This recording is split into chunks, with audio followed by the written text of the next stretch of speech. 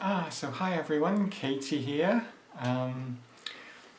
So it's been about 3 weeks since my last video, which was I think it was that was like 3 weeks after my blepharoplasty surgery. Well, tomorrow, Sunday, is the it'll be the 6th week, so my recovery should be complete by then.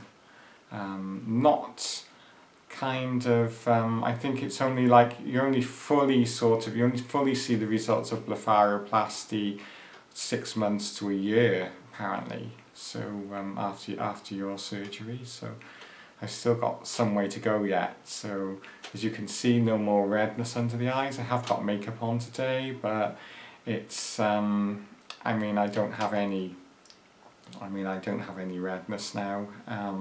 Still got a bit of swelling around my eyes. Maybe they've still got to return to their the shape that they were before. But yeah, but there's no sort of, apart from that, there's nothing sort of that I need to do now post-surgically. So I don't need to sleep upright, I don't need to take eye drops, I don't need obviously to put ice packs on my eyes. That was only like the 72 hours after the surgery. So yeah, I'm really pleased with the result. The apparently like the redness here, there's like still a little bit of darkness under the eyes, but that will fade.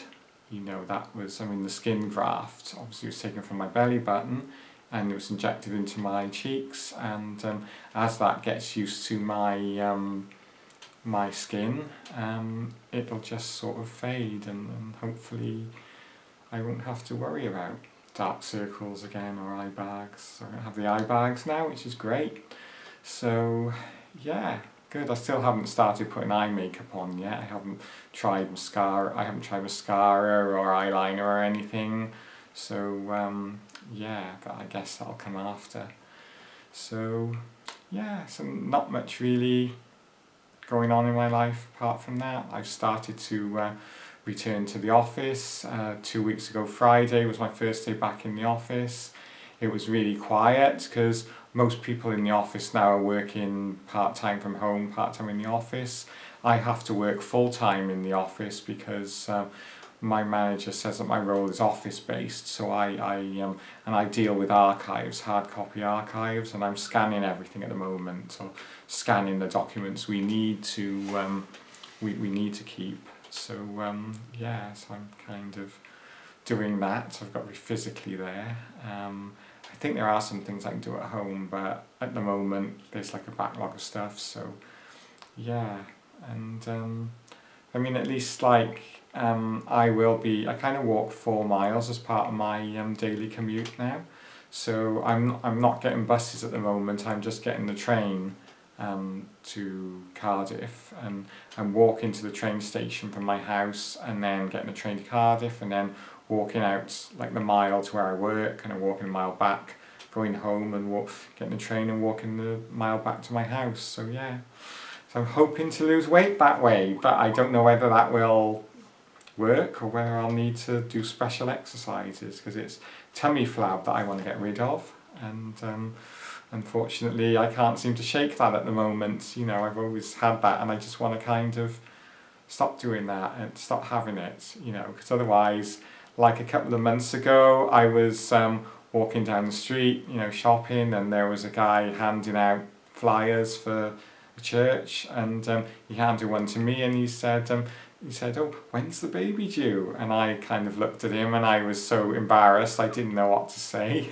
And I just said, 10 months. Because I know absolutely nothing about babies, being a trans woman, I don't know. Well, I think some trans women do know about babies, but I don't know anything about babies because I never had a relationship with anyone, I never had children.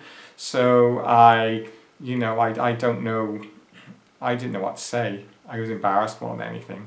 So instead of wearing my push-up bra, I'm still wearing falsies. So I shouldn't have said that really, but now everybody knows. So yeah, I'm thinking of going on progesterone.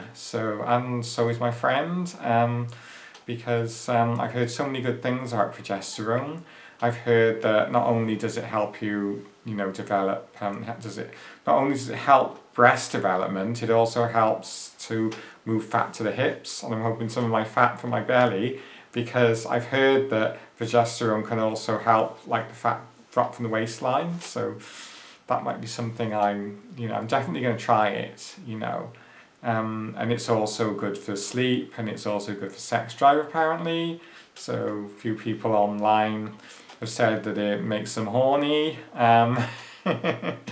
So yeah, I mean, it does sound like a wonder drug, and it also has anti-aging properties, which for me with grassophobia is kind of like obviously something that's quite attractive to me, the only problem is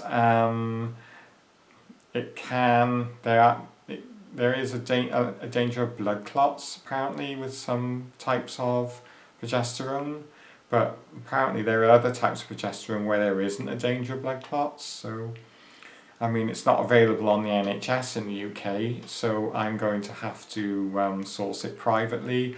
I'll probably source it through Gender GP.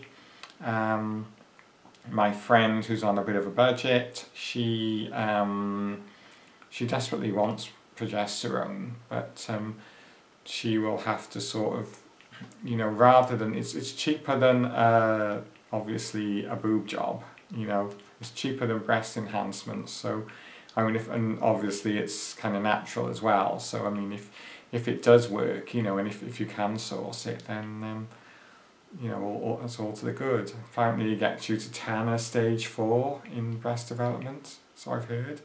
So or it can get you to Tanner stage 4.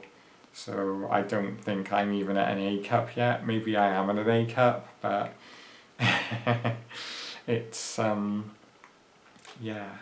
it's another thing it does as well is help you sleep apparently, because I mean I don't sleep very well, so I mean if you take your progesterone just before you go to bed, it makes you sleepy and you get a good night's sleep. So what's there to lose? Sounds like a no-brainer to me. So yeah, so that's all I wanted to say really, and please do tell me, if anybody out there is on progesterone, if you found it beneficial.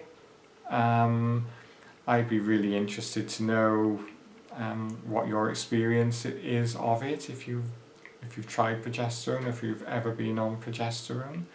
And please also tell me about how you're coping with post-COVID readjustments. Are you working from home? Are you working in the office? Are you doing part-time from both? Are you have you got a job where you've had to work through lockdown anyway, or you can't work from home? So do tell me, I'm really interested to know really how.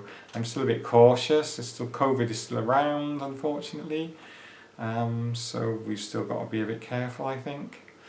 So yeah, well, stay safe everyone, and I love you all. Thank you very much for watching, and please leave comments in the feedback, and bye. Cheerio.